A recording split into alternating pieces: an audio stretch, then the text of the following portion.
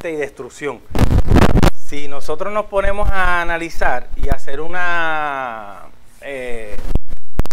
similitud, ¿verdad? Un pareo, ¿verdad? Un pareo entre esto que está pasando aquí y desde que empieza a romperse los 7 sellos, es casi lo mismo. Es casi lo mismo. Es casi lo mismo.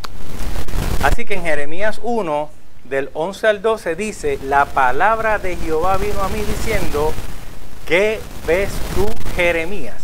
Y dije, veo una vara de almendro. ¿Quién ha recibido un fuetazo con una vara de un pajarito de almendro? De guayaba, ¿verdad? Pues más o menos ahí es que. Entonces, y me dijo Jehová, bien has visto, porque yo apresuro mi palabra para ponerla por obra. Eso es una profecía para el final de los tiempos, hermano, lo que estamos viviendo en Amós también. Y dice en Romanos 2, del 5 al 11, pero por tu dureza y por tu corazón no arrepentido, atesoras para ti mismo ira, para el día de la ira, de la revelación del justo juicio de Dios, el cual pagará a cada uno conforme a sus obras,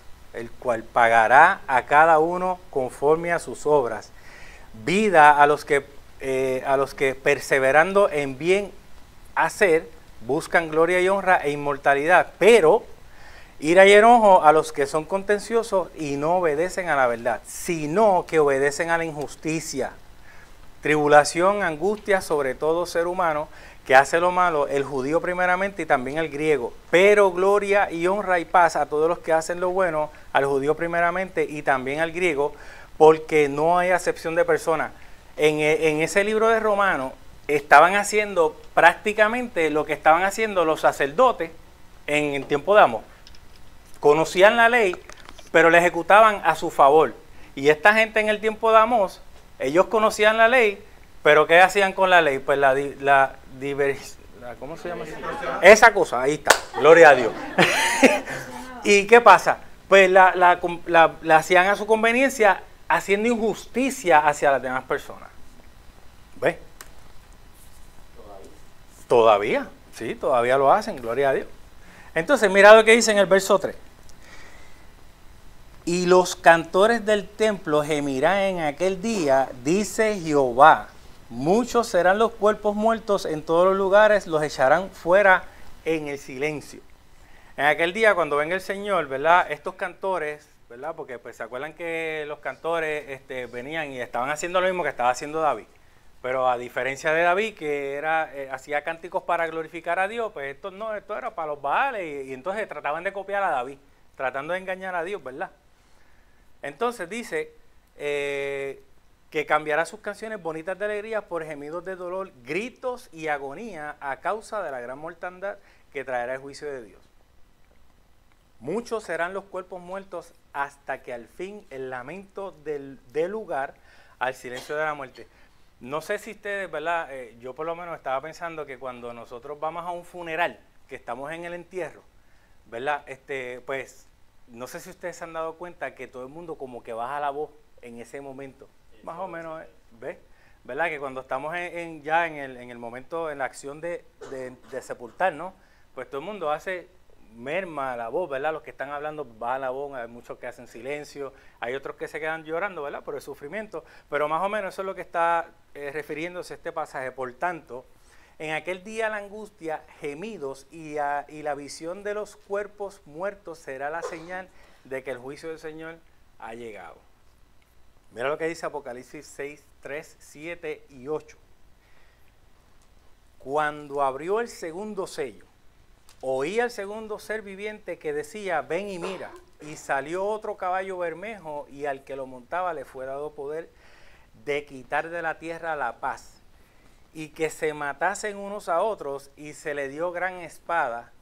Cuando abrió el cuarto sello oí la voz del cuarto ser viviente que decía, ven y mira. Y miré, y aquí un caballo amarillo y el que lo montaba tenía por nombre Muerte. Y el jade le seguía y le fue dada potestad sobre la cuarta parte de la tierra para matar con espada, con hambre, mortandad y las fieras de la tierra. básicamente, pues eso es lo que está, ¿verdad? Yo me puse ahí a analizar ahí a Amós y qué sé yo qué diantre, y yo, mano, sí, a ellos los persiguieron, primero los cautivó el reino de Siria, ¿verdad? De los asirios, los llevaron en cautiverio. Los mataron, muchos huyeron, ¿verdad? Pasó todo ese revolú, pero ¿qué pasó después? ¿Ves?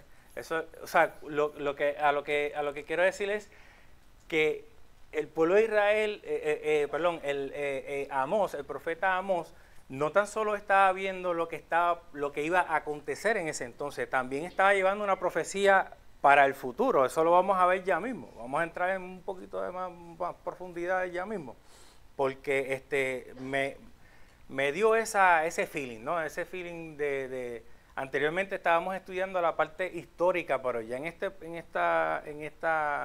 estos dos capítulos, pues me dio el feeling como que el profeta Amós estaba refiriéndose ya a la restauración, porque también está la restauración de Israel ahí. O sea, no tan solo el juicio a los que no se arrepintieron, sino a la restauración de Israel. Del 4 al 6 dice, oíd esto, los que explotáis a los menesterosos y arruináis a los pobres de la tierra, diciendo, ¿cuándo pasará el mes y venderemos el trigo y la semana y abriremos los graneros del pan y achicaremos la medida y subiremos el precio y falsearemos con engaño la balanza para comprar a los pobres por dinero y los necesitados por un par de zapatos y venderemos los desechos del trigo? Yo no sé si usted, ¿verdad?, ha pensado que cuando de momento sube el petróleo, ¿verdad? Al momento sube la gasolina, pero el petróleo fue comprado, gloria a Dios. Ahí tenemos una que trabaja en finanzas, aleluya. Mira, los ricos seguían participando de los ritos, ¿verdad? Se supone que diga de los ritos religiosos mientras explotaban a los pobres. Por lo que Dios no se había olvidado de las injusticias que cometían, aunque hipócritamente hayan sido estrictos con guardar el día de reposo. Eso es lo que estábamos leyendo ahorita en el libro de Romanos. Estos religiosos amaban más las riquezas que a Dios.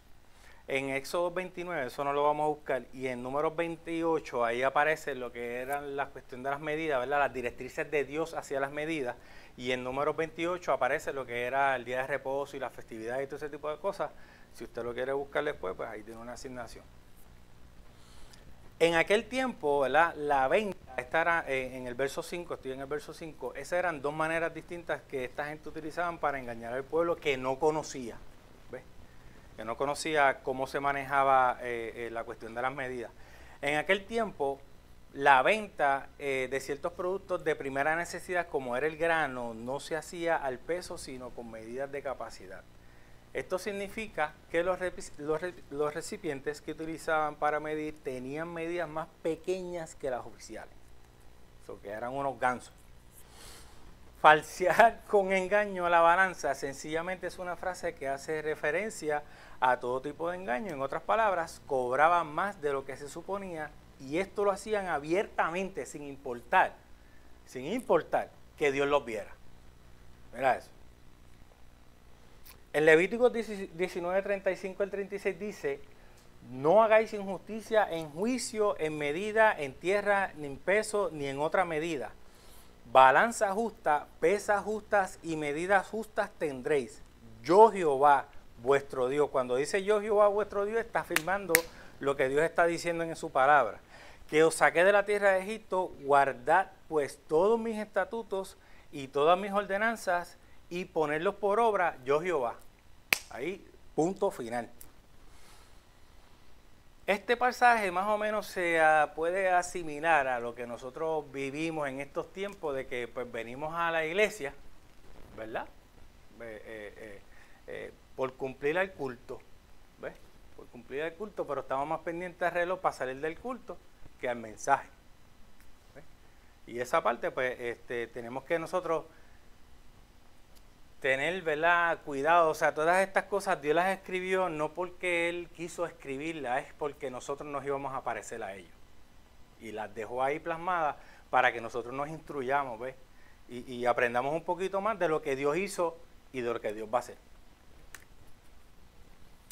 En el verso 6, a consecuencia de estos abusos, que era que los pobres terminaban endeudándose, eso nosotros lo estudiamos al principio de Amós, para allá, para el capítulo 2 por allá abajo, capítulo 1, perdón, terminaban endeudándose hasta el cuello con los tramposos comerciantes a tal punto que al final no podían pagar lo que, ¿verdad?, lo que ellos compraban.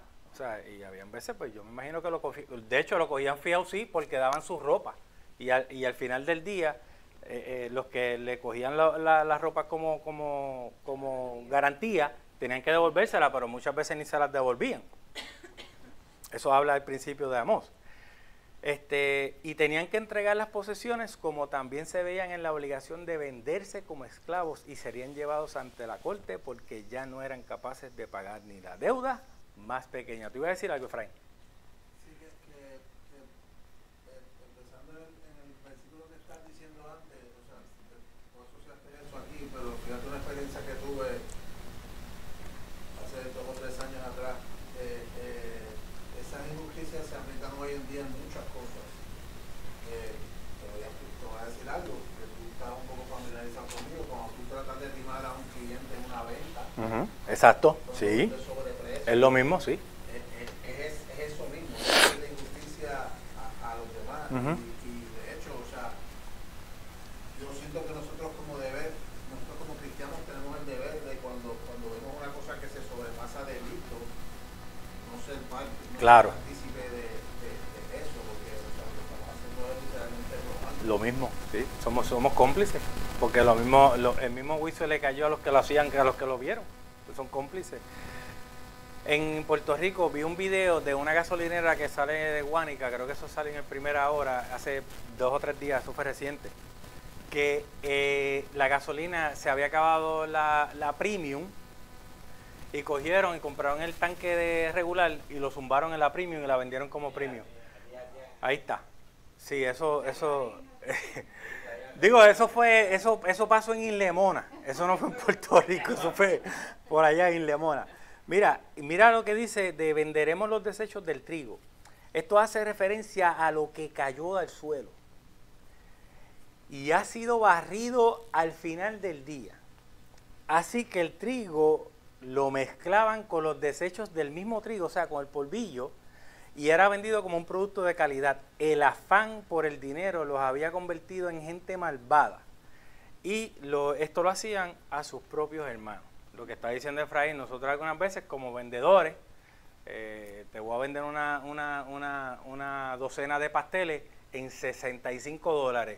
Y esto es Puritime porque esto es de guineo bien brutal, no, embuste, eso es lo que tienes calabaza por un tubo y 7 llaves. ¿Ves?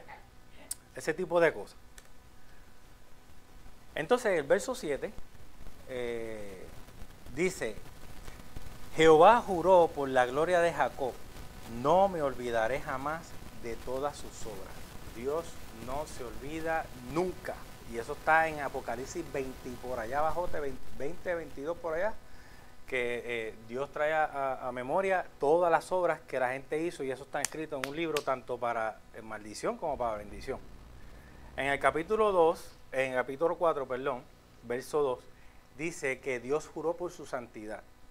En el capítulo 6, verso 8, Dios también juró por sí mismo y en este verso Dios jura por la gloria de Jacob, que se puede interpretar como la grandeza de Dios que Dios aborrece, o sea, como esta gente de Israel se creían que estaban en el top porque tenían tanta riqueza y tanta burundanga, pero que también se puede tener otro significado a lo que pudiera decir que la gloria de Jacob sea sinónimo del Dios mismo, que no olvidará nunca sus obras. Me inclino más por eso. Que Dios está velando, mira, por su misma gloria, ¿verdad? De su pueblo, que el pueblo que Él escogió. No va a desechar, no va a olvidar ninguna de sus obras, por más bien que haya sido el pueblo de Dios, o sea, por más que haya sido el pueblo de Dios. Lo mismo va a pasar con nosotros. Nosotros pensamos algunas veces, ¿verdad?, que nosotros podamos tener algún rol, ¿verdad?, o estamos viniendo a la iglesia y tenemos, ¿verdad?, y nos creemos los más santurrones, pero Dios está apuntando cada una de las cosas que hacemos tanto fuera y dentro de la iglesia. Él no te estaba señalando, mi amor. Y dice así: seamos creyentes o no, Dios no olvida las obras de ninguno de nosotros. En 2 Corintios 5:10 dice: porque es necesario que todos nosotros comparezcamos ante el tribunal de Cristo para que cada uno reciba según lo que haya hecho mientras estaba en el cuerpo, sea bueno, sea malo. Y dice en Apocalipsis 20, que ese era el que estaba diciendo como referencia: y vi un gran trono blanco y al que estaba sentado en él, de delante del cual huyeron la tierra y el cielo, y ningún lugar se encontró para ellos, y vi a los muertos grandes, pequeños, de pie ante Dios, y los libros fueron abiertos, y otro libro fue abierto, el cual el libro de la vida. Y fueron juzgados los muertos por las cosas que estaban escritas en los libros, según sus obras. Y el mal le entregó los muertos que había en él, y la muerte y el Hades entregaron a los muertos que había en ellos, y fueron juzgados cada uno por sus obras. Hermano, alaba lo que él vive. Alaba lo que él vive. ¿Quién me puede leer el 8 y el 9, por favor? No se estremecerá la tierra sobre esto, no llorará todo habitante de ella, subirá toda como un río, crecerá y mermará como el río de Egipto. Acontecerá en aquel día, dice Jehová el Señor, que haré que se ponga el sol a mediodía y cubriré de tinieblas la tierra en el día claro. ¿En dónde ocurre ese evento también? En Apocalipsis. En el 8, se pudiera pensar que este juicio pudiera ser tan catastrófico que el profeta lo compara con el estremecer estremecer de la tierra por el juramento que Dios hace. O sea, Dios está jurando por sí mismo, o sea, que ese juramento tiene validez y tiene peso. So que el juramento que Dios ha hecho por sí mismo previamente, si fuera este el caso, el cumplimiento de su juramento será tan terrible que la tierra temblará tan terriblemente que la tierra se volverá un caos tan impresionante como aparece cuando empieza a desatarse los sellos, a abrirse los sellos en el Apocalipsis. La tierra es representada como un tipo de río. Muchos dicen que se trata del río Nilo. Yo no lo sé, eso no lo dice la Biblia.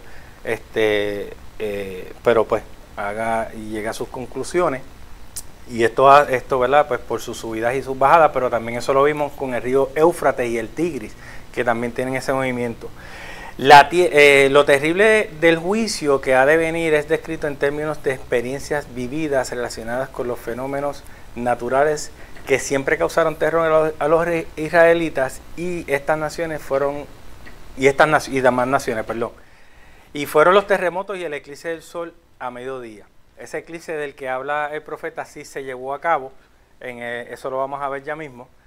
Y es muy lamentable saber que estamos en los postreros días y las personas andan por ahí como si nada de lo escrito en la Biblia fuera a acontecer. O sea, que andamos por ahí errantes. Bueno, andan, ellos andan errantes por ahí como si nada de esto, ¿verdad?, fuera a suceder. O que pasará en otros tiempos. Y así está el pueblo de Israel, como si nada fuera a acontecer. Aquí yo tengo una imagen, voy a buscar el punteador.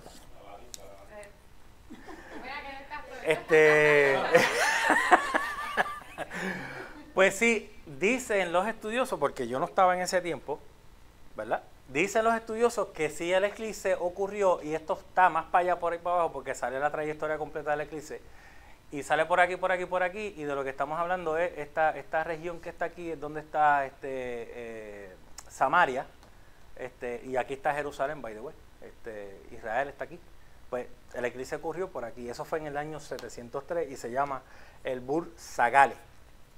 Así es que aparece ese eclipse en la historia de los que se dieron a la tarea de estudiar eso. Del 10 al 11, ¿Alguien tiene algún comentario, alguna pregunta que quiera preguntar o comentar? ¿Alguien que quiera? ¿Nadie? Gloria a Dios. ¿Están entendiendo? ¿O voy muy rápido o no voy muy rápido? Y dice, del 10 al 12, dice: y cambiaré vuestras fiestas en lloro y todos vuestros cantares en lamentaciones, y haré poner cilicio sobre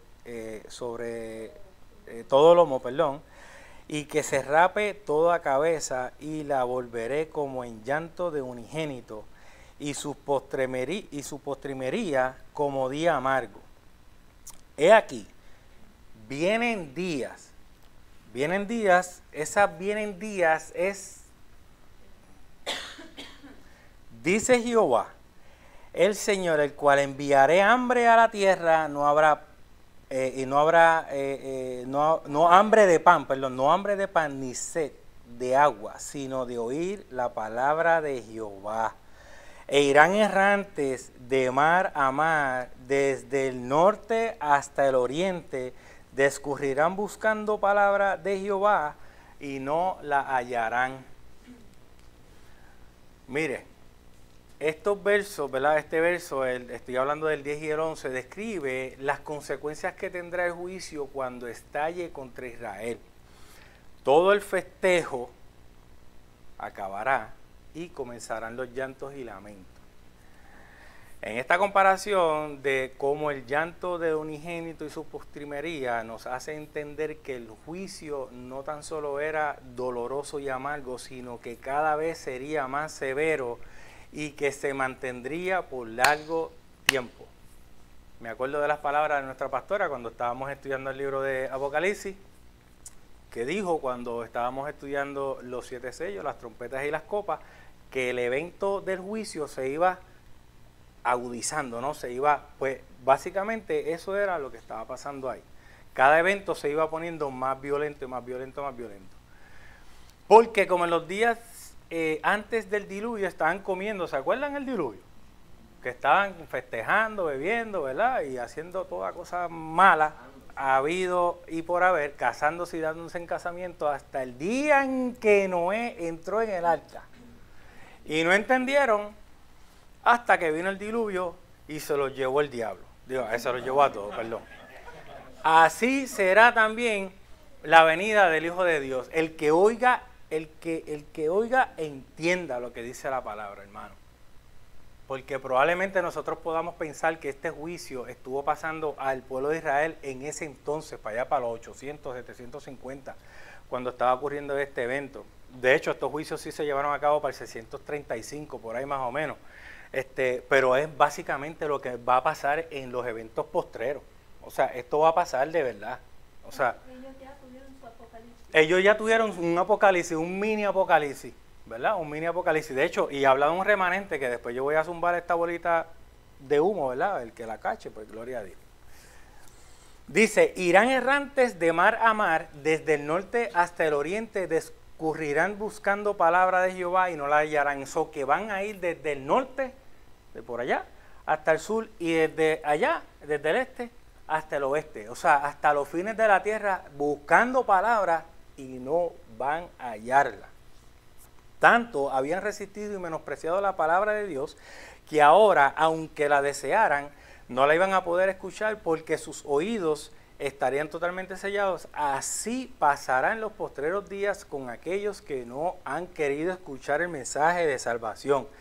Van a tener entonces el deseo de escuchar la palabra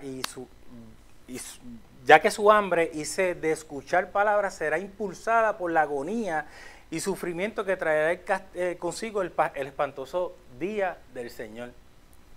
Mira lo que dice en 2 de Timoteo 4, del 1 al 4.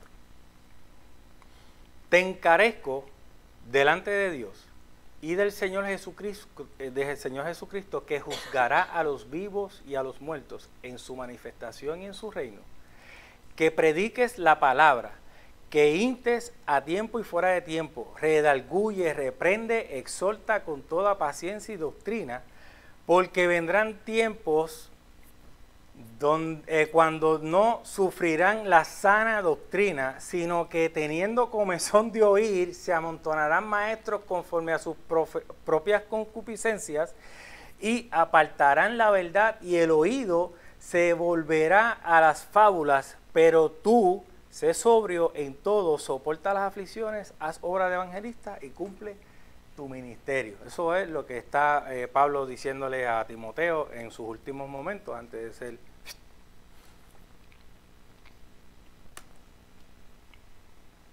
¿Algún comentario, hermano? No, hermano, esto no es para nosotros. Hay que estar gozoso. Hay que estar gozoso. Lo veo como si nos fuera a caer el juicio. Esto es para que nosotros aprendamos, ¿verdad? De que nosotros tenemos que estar derechos para cuando el Señor nos llama a la presencia, porque va a ser verdad. O sea, nos van a llamar a la presencia. Y nuestro nombre debe estar escrito en el libro de la vida. Porque, hermano, 40 años, 50, 60 años en el Evangelio y no irse en el primer viaje, quedarse para pasar la tribulación, sabiendo toda esta cuestión, hermano, o sea, hay que ser terco de verdad. O sea, exacto, sí. Mira, escuché a un predicador, y eso lo había comentado la otra vez en el estudio del Apocalipsis, ahí en casa de Vilma. Un predicador americano que él estaba dando un mensaje para aquellos que se queden. ¿Qué deben hacer si se quedasen en el rapto? La primera recomendación, busque una Biblia. Yo he pensado mucho en eso. No, yo no me... Si Amazon no está disponible para comprar libros, porque la gente va a querer leer. Sí, Va a sí. querer discernir qué es lo que está pasando, Ujú. qué deben hacer. Pero yo no sé si hay libros, ¿verdad?, que le van a explicar. Y eso Pues, va a estar disponible. exacto, lo más seguro, ¿verdad? Un chasquito de fuego ahí que mató las Biblias. Pues, Lo que pasa es que ahí el verso es interesante porque el versículo 12, decía, el que estaba anterior decía, la gente le abundará de mar a mar y vagará de frontera a frontera en busca de la palabra y no la encontrarán. y no la encontrarán, sí. Sí. Puede ser que exista Amazon, pero se quedó sin delivery, se quedó sin Ujú. Ya. Ujú. Bueno, si alguien tiene una Biblia escondida, ¿verdad? Sí, pues él dice eso. Él dice, busca una Biblia, corre a un lugar y escóndete. A donde sea, ve y escóndete y no te dejes sellar, no te dejes marcar. Eso es lo que él está predicando a las personas que se van a quedar. O sea, está bien interesante, la predicación está bien interesante. Entonces, ¿dónde me quedé? Ok, en aquel tiempo las doncellas, en el 13. ¿Quién me puede leer el 13 y el 14? También. No, cualquiera. Sí. Después, hecho. Ok, dice, en aquel día las jóvenes hermosas y los muchachos fuertes se desmayarán sedientos por la palabra del Señor. Y los que juran por los vergonzosos ídolos de Samaria, los que hacen juramentos en nombre del Dios de Dan y votos en nombre del Dios de Berseba, todos caerán y nunca más se levantarán. Gloria a Dios. Mira, aquellos que están en plena juventud.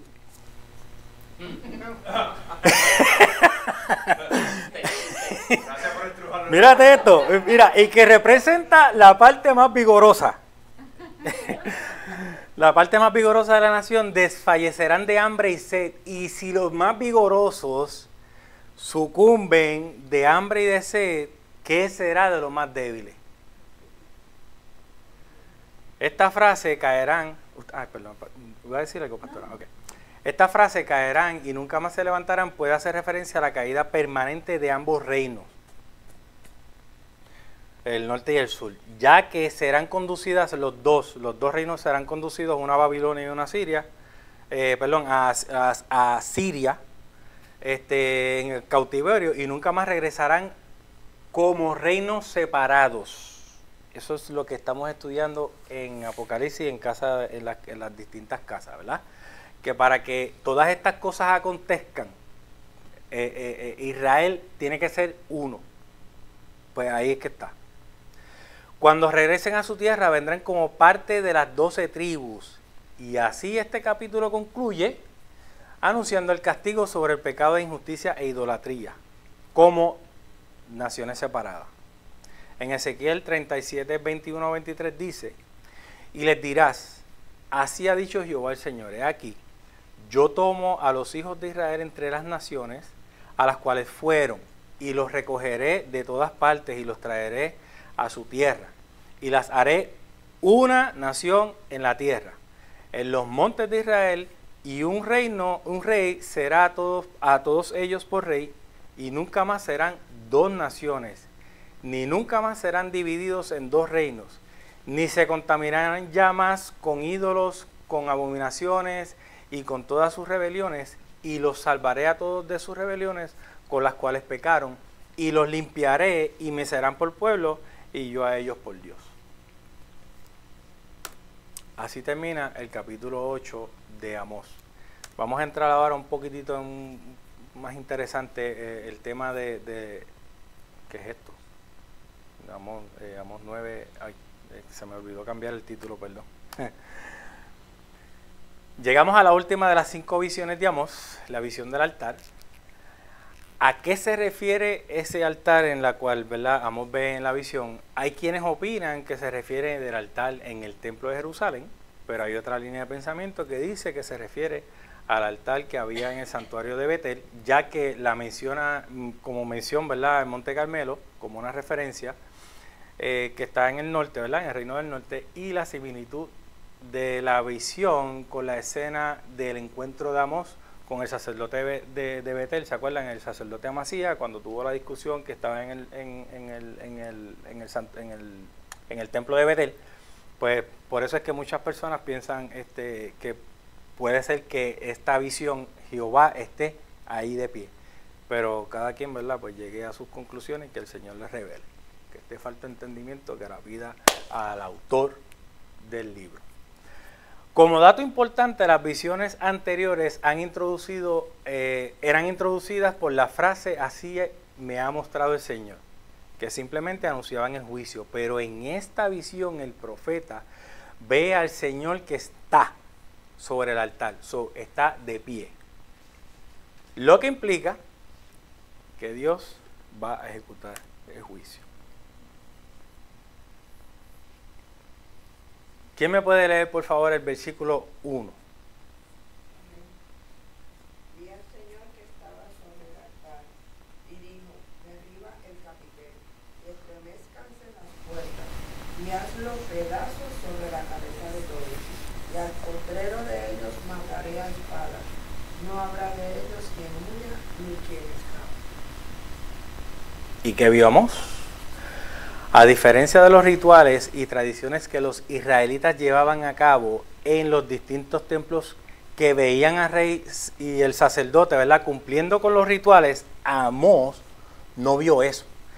Ahora ve al verdadero Rey de Reyes en pie junto al altar, y no para recibir ofrendas de incienso, sino para ordenar juicio sobre los cultos idolátricos y sobre todos los presentes. No menciona, ¿verdad?, no menciona el ser que ha de ejecutar tal orden, a lo que podemos pensar que pudiera ser un ángel, ¿verdad?, probablemente como en Apocalipsis, que todos los que ejecutan todo el derramamiento de las copas y todo eso son ángeles. Pues aquí, en este caso, ¿verdad?, pues pienso yo que pudo haber sido un ángel como el que destruyó a Israel con la peste. Eso está en 2 de Samuel 24, 15 y 16, o el ángel que mató a los asirios en Senaquerib. Eso está en 2 de Reyes 19, 35. Y al postrero de ellos mataré a espada, no habrá de ellos quien huya ni quien escape. Esto expresa lo inminente y catastrófico del juicio que habrá de venir sobre estas personas no arrepentidas. Si no las mata el derrumbe del templo, las matará la espada, es decir, la guerra. También esta profecía, ¿verdad?, pudiera estar haciendo referencia a un tiempo postrero, como la que afirma en Lucas 21:20, que dice: pero cuando vieres a Jerusalén rodeada de ejércitos, sabed entonces que su destrucción ha llegado.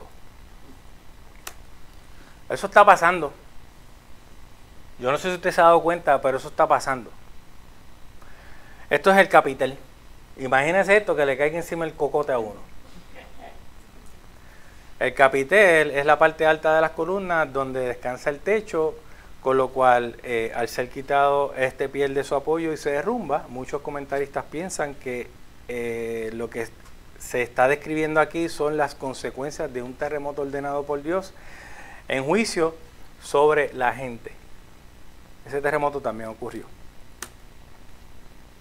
Del 2 al 4 dice: aunque cavasen hasta el Seol, de allá los tomará Dios, los tomará mi mano, y aunque subieran hasta el cielo, de allá los haré descender. Si se escondieran en la cumbre del Carmelo, allí los buscaré y los tomaré. Y aunque se escondiesen delante de mis ojos en lo profundo del mar, allí mandaré la serpiente y los morderá. Y si fuera en cautiverio delante de sus enemigos, allí mandaré la espada y los matará, y pondré sobre ellos mis ojos para mal y no para bien. Palabras son bien fuertes, hermano. Aunque es imposible escapar de la mano de Dios, el profeta muestra como ejemplos lugares más extremos que uno pudiera, ¿verdad?, pensar, utilizar para esconderse.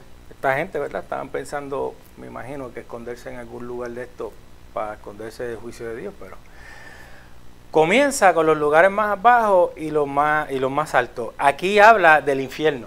Eso dice el Seol, eso es el infierno. O sea, que si en el infierno te fueras a esconder, allá Dios te va a sacar como quiera para que pases por el juicio.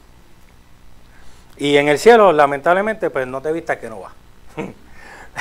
Te podrás tirar al mar y allí te va a calzar el pez que cazó a Jonás. También te va a llevar el juicio. El Monte Carmelo hace énfasis a la cobertura de las montañas, ¿verdad? Porque pues el Monte Carmelo tenía mucho, era muy frondoso en la parte este, porque para la parte del mar Mediterráneo tenía muchas cuevas, o que pues para ese lado ellos no podían mirar porque se podían ir por el barranco para abajo, y era como de, creo que tiene como 1500, leí como 1500 pies, algo así, sobre el nivel del mar. Y en lo profundo del mar, allí se enviará algún pez, ¿verdad? A muchos dicen que es un dragón, una serpiente, lo que sea, pero pues yo puse el pez que cachó a Jonás. Y allí tampoco, ¿verdad? Ni tampoco se podrán entregar como prisioneros, porque aún allí Dios los hará descender de su juicio. ¿Cómo? Con espada. Allí los van a matar como quieran. Así que el pueblo de Israel tiene su sentencia. ¡Sa! Mira lo que dice Apocalipsis 6, 15 al 17. Y está hablando precisamente de los mismos reyes que está Amós está hablando. Dice: los reyes de la tierra, y los grandes, y los ricos, los capitanes, los poderosos, y todo siervo y todo libre, se esconderán en las cuevas entre las peñas de los montes.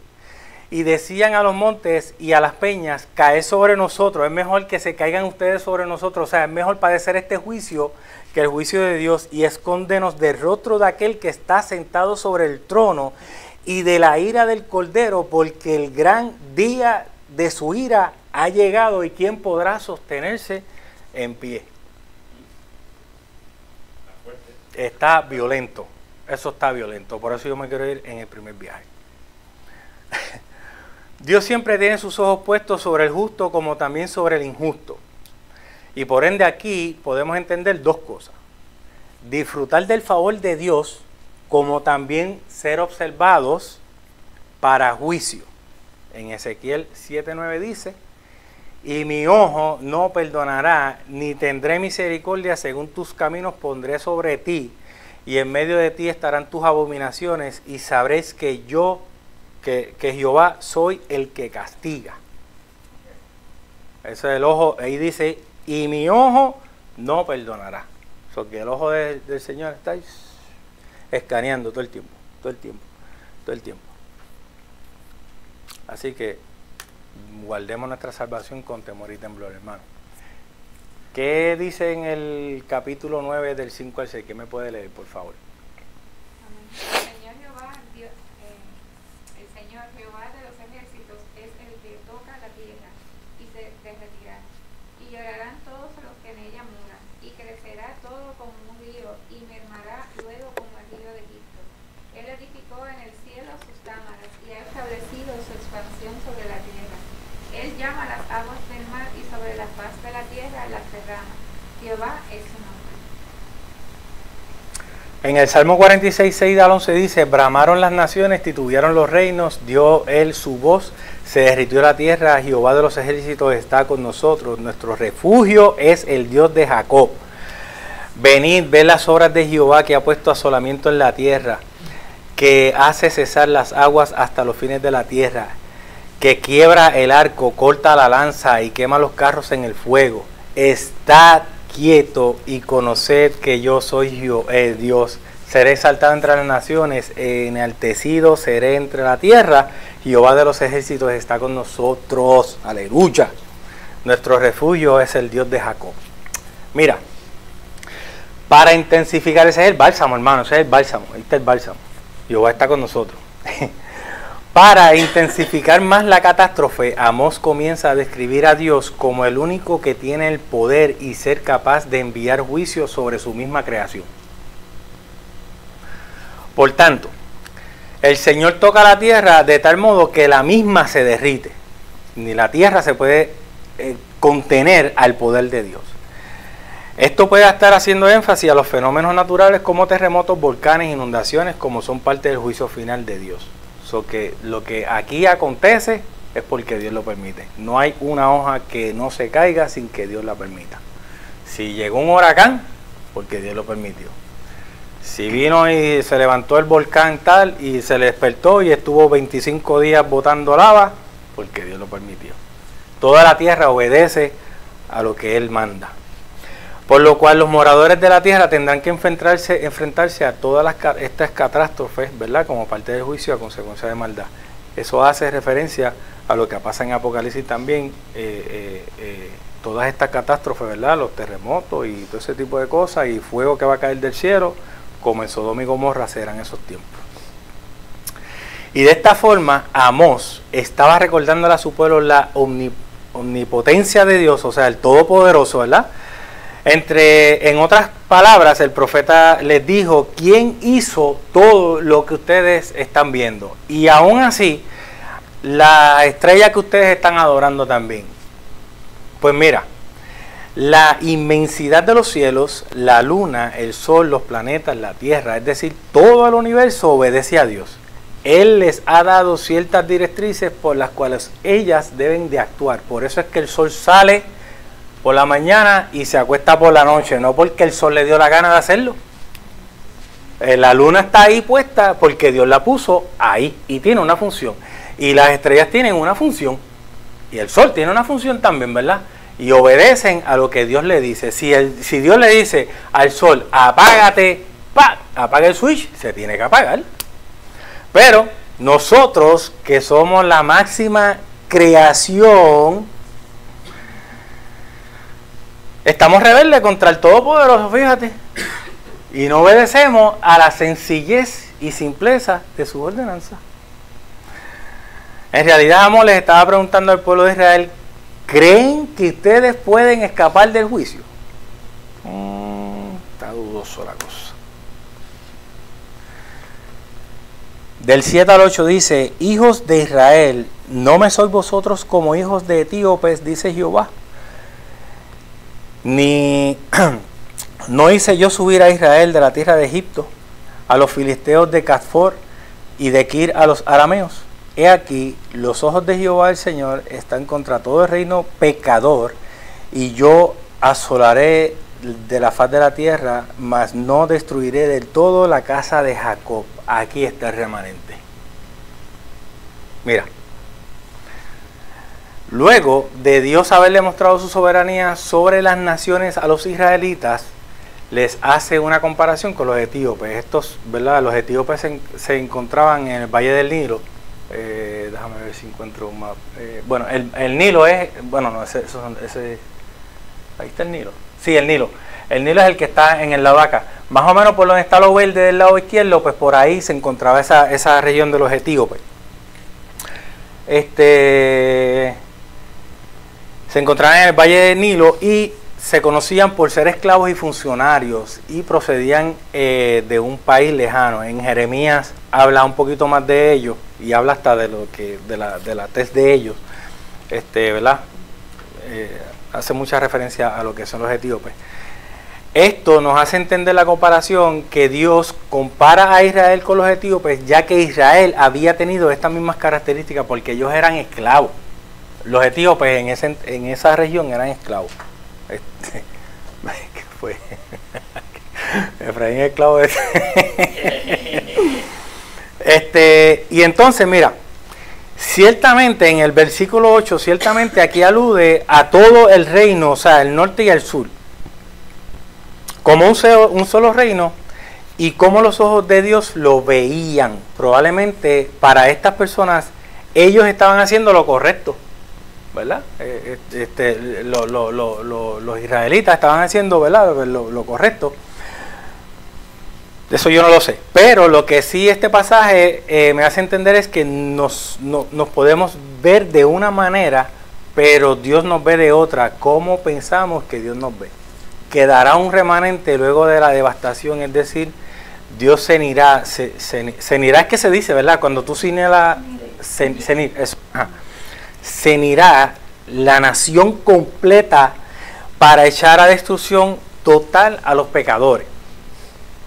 Aquí yo entré en una aguas profundas a las 11 de la noche, porque aquí habla de que Dios va a destruir a la nación Israel, ¿verdad? Pero va a salvar un remanente.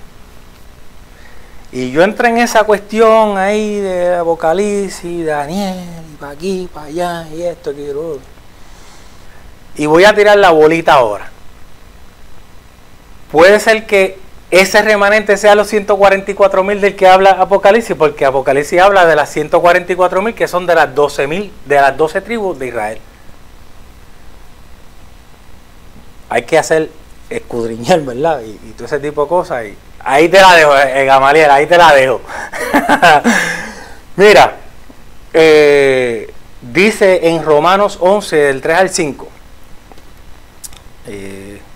Ahí no la apunté, perdón. Esa no la apunté, vamos a buscarla rapidito, por favor. Sí, Romanos 11, del 3 al 5. Caramba, no la apunté. Tú la tienes, pues dale, mi amor. Ahí está. Dice, Señor, a tus profetas han dado muerte y a tus altares han derribado, y solo yo he quedado, y procuran matarme. Pero, ¿qué dice el de la divina respuesta? Me he reservado 7,000 hombres que no han doblado la rodilla delante de Baal. Así también, aún en este tiempo, ha quedado un remanente escogido por gracia. Y en ese mismo pasaje, el 25 al 27 dice, porque no quiero, hermanos, que ignoréis este misterio para que no seáis arrogantes en cuanto a vosotros mismos, que ha acontecido a Israel endurecimiento, en parte, hasta que haya entregado la plenitud de los gentiles, y luego todo Israel será salvo, como está escrito. Vendrá de Sion el libertador, que apartará de Jacob la impiedad. Y este será mi pacto con ellos cuando yo quite sus pecados. Hermano, hay que hacer, ¿verdad?, las averiguaciones y todo ese tipo de cosas, porque eso es un misterio. Y Pablo lo dijo ahí. Habla de 7,000 y habla de un remanente. Y en Apocalipsis habla de los 144,000 que son salvos, son de la tribu de allá de Israel. Más o menos por ahí va la cosa. En Isaías 29, 15 al 16 dice, hay de los que se esconden de Jehová encubriendo el consejo, y sus obras están en tinieblas, y dicen, ¿quién nos ve? ¿Y quién nos conoce? Vuestra perversidad ciertamente será reputada como el barro del alfarero. ¿Acaso la obra dirá a su hacedor, no me hizo? Dirá la vasija de aquel que aquel que la ha formado, no entiendo. ¿Acaso nosotros le diremos al Señor, ¿por qué me formaste? Él está viendo todo lo que nosotros hacemos, por eso es que dice, hay de los que se esconden de Jehová. Nosotros somos las vasijas de las que habla ese pasaje ahí. Y el pasaje del verso 9 al 10, ¿quién me lo puede leer, por favor? Tú vas a decir algo, Efraín, perdón. Claro, cuando llega al 12. Al 12, ahí, al 12, al 12. Amén, amén. Del 9 al 10. Ajá. Dice, porque aquí yo mandaré y haré de la casa de Israel sea zarandeada entre todas las naciones, como se zarandea el grano en una criba, y no cae un granito en la tierra.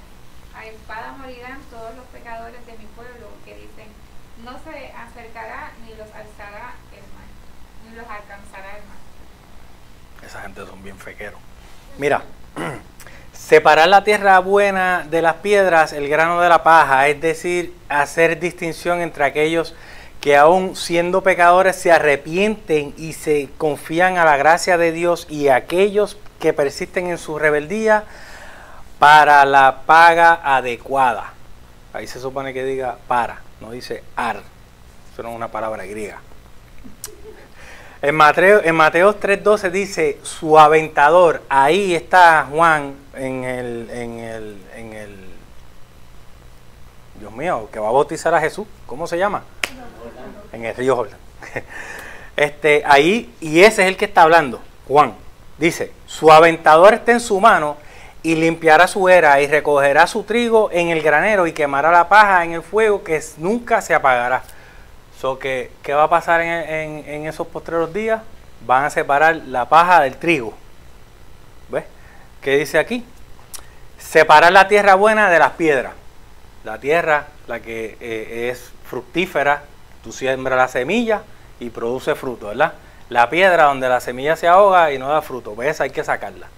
Eso es lo que más o menos va por ahí, ese pasaje. Hoy por hoy tenemos esa misma línea de pensamiento, está bien en el versículo 10, a espada morirán todos los pecadores de mi pueblo, que dicen, no se acercará ni nos alcanzará mal.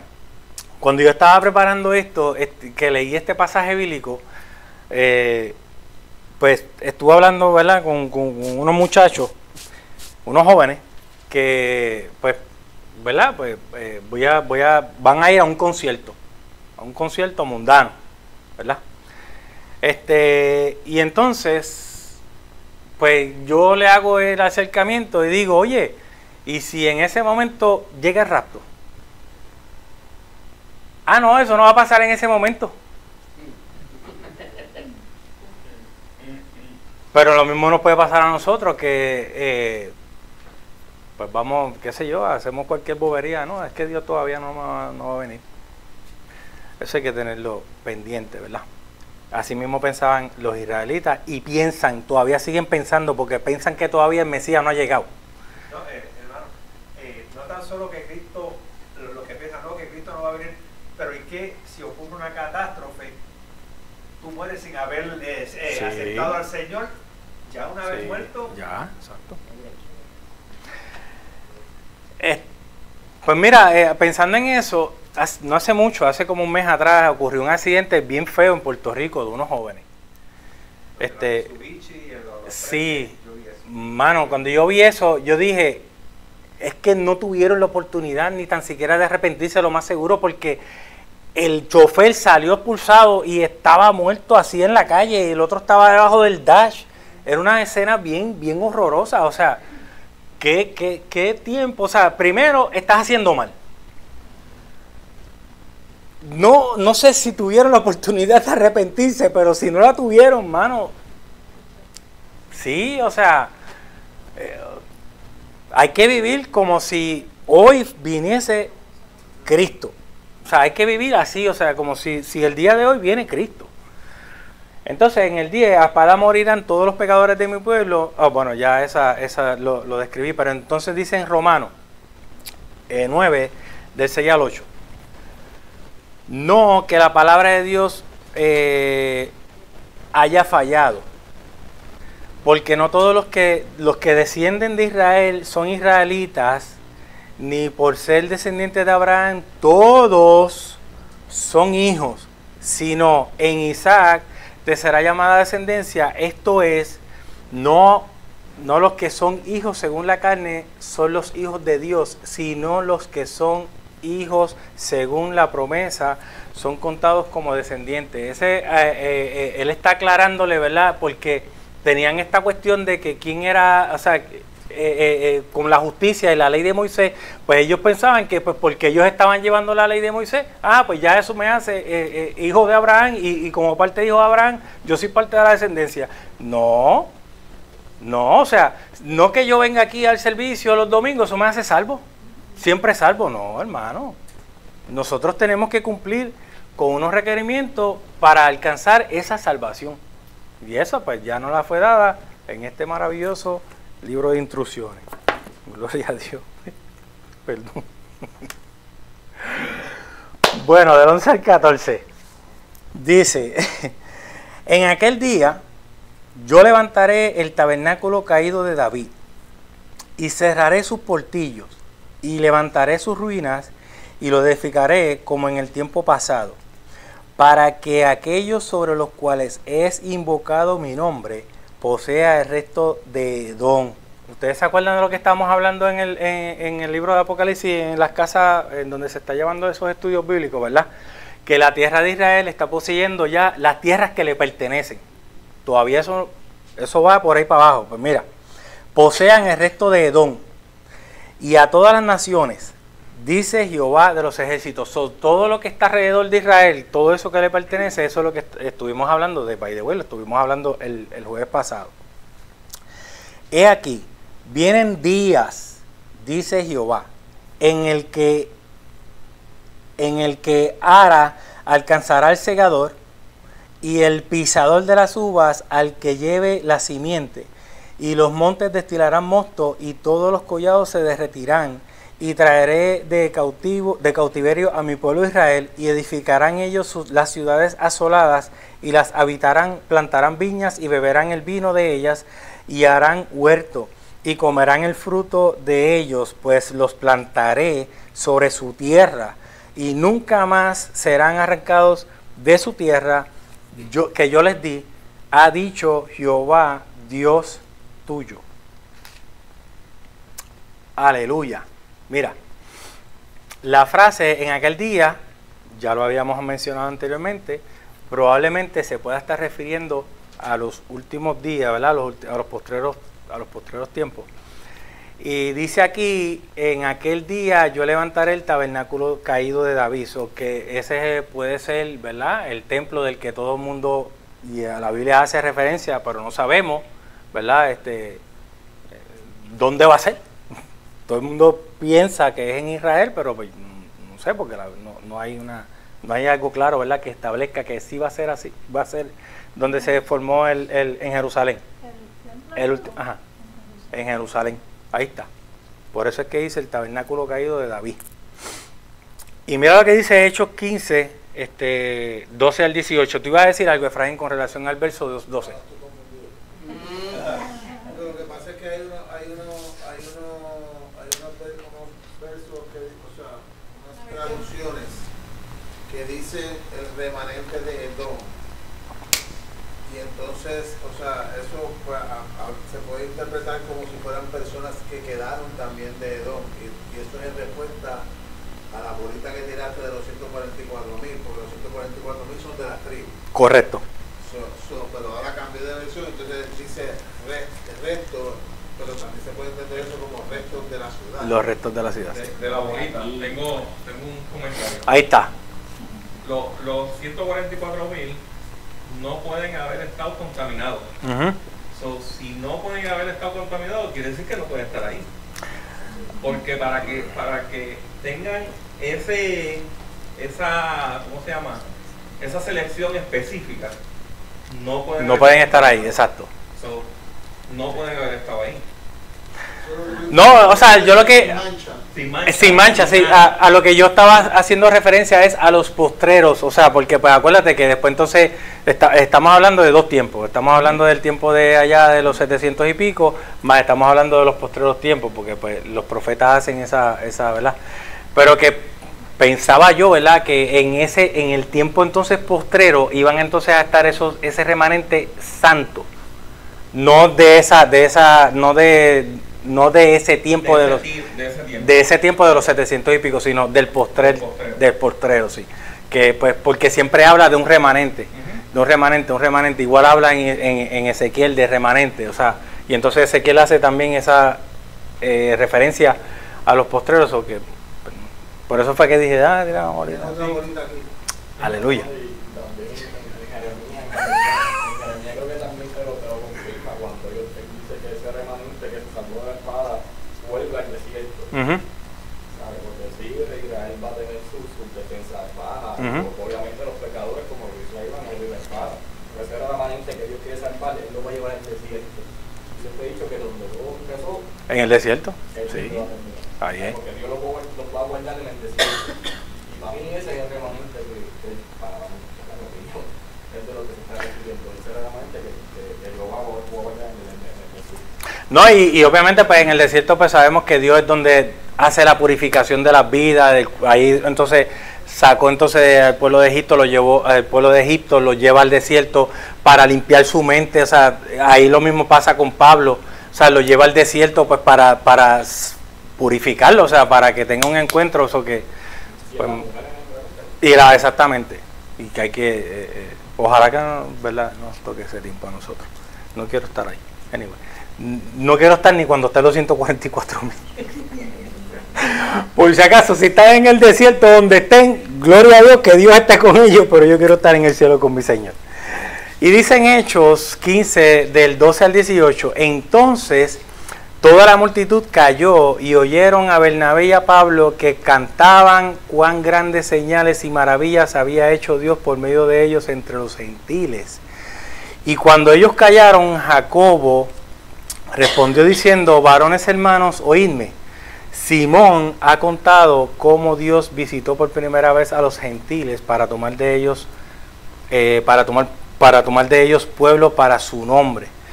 Y con esto concuerda las palabras de los profetas como está escrito, después de esto volveré y reedificaré el tabernáculo de David que está caído, y repararé sus ruinas y los volveré a levantar, para que el resto de los hombres busque al Señor y todos los gentiles sobre los cuales es invocado mi nombre, dice el Señor, que hace conocer todo desde tiempos antiguos. Hermanos, hasta aquí el libro de Amós. Si tienen algún otro comentario, gracias por las aportaciones. ¿Algún otro comentario? ¿Alguna otra aportación? Gloria a Dios, qué bueno. Eso significa que entendieron. Pues nada, hasta aquí, ¿verdad? El libro de Amós, ¿verdad? Les hago la invitación, ¿verdad? A que estos libros no los tomen por menos, porque hay mucha enseñanza. En esos libros hay mucha enseñanza, tanto de lo que, como siempre hemos hablado aquí, de lo que Dios hizo por su pueblo, ¿verdad? Demostrando su amor, dándole la oportunidad para que viniesen al arrepentimiento, pero también, pues nos enseña también de que Dios tiene un límite. Que Dios sí puede ser amor, ¿verdad? Hasta mientras estemos bajo la gracia. Pero va a llegar el momento en que esa gracia va a ser acortada y ya no va a quedar más gracia que valga. Así que en esos libros sí nosotros podemos ver eso, ¿verdad? Tanto la gracia, el amor, ¿verdad? El amor la gracia a través del amor de Dios, porque no los consumía en ese momento cuando el profeta les estaba profetizando. Es decir, como si la pastora viniese y nos diera un mensaje de parte de Dios, ¿verdad? De jamaquial, y ahí mismo venga el juicio. Pues no, o sea, nos da la oportunidad de que nosotros cuando salgamos del templo vayamos y arreglemos cuentas con Dios, ¿verdad? Porque pues precisamente, de hecho, y la pastora estaba hablando de eso, el llamado la vez pasada, de que pues por eso es que se hace el llamado, para que en el mensaje nosotros, ¿verdad? Dios nos llama a cuenta y aprovechemos esa oportunidad, porque probablemente a lo mejor esa es la oportunidad, el tiempo de gracia que Dios nos está dando, porque cuando salgamos por la puerta para afuera, no sabemos. Es más, inclusive hasta saludando al hermano, ahí nos podemos ir. ¿Ves? Y eso es triste. Que Dios nos dio la oportunidad de ir a arreglar las cuentas con Él, 5 minutitos allí, 5. Esta gente tuvieron un montón de tiempo. Pero nosotros probablemente, pues antes de salir del templo, pudimos arreglar las cuentas con Dios, y entonces tenemos nuestra salvación, ¿verdad? Un poquitito más afinada a lo que Dios quiere que nosotros hagamos. Así que nada, estudiamos la palabra, hermano. De eso se trató el mensaje del domingo. Yo no estuve, pero me lo escuché hoy y está bien poderoso. Esto es lo que nos va a enseñar cómo caminar para que Dios se agrade de nosotros.